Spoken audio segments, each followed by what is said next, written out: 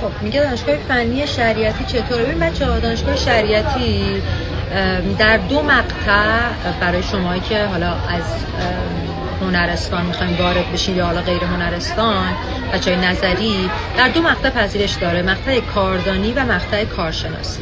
کارشناسیش که رشته گرافیک داره، طراحی لباس داره و طراحی پارچه. پذیرشش تماماً از طریق کنکور هنره و کنکور عملی هم داره و مقطعش هم لیسانس کارشناسی. اما در مقطع کاردانی پیوسته هم تو این دانشگاه شما میتونید انتخاب رشته بکنید. بچهای نقاشی، بچه‌هایی که رشتهشون مدرسه گرافیکه، بچه‌هایی که رشتهشون انیمیشن، معماریه، همه شما طراحی دوخته میتونید انتخاب رشته بکنید و مقطعش کاردانیه و از طریق معدل کل دیپلم هنرستانتون هست و گفتم مقطعش هم کاردانی فوق دیپلم، مدت تحصیلش 2 ساله.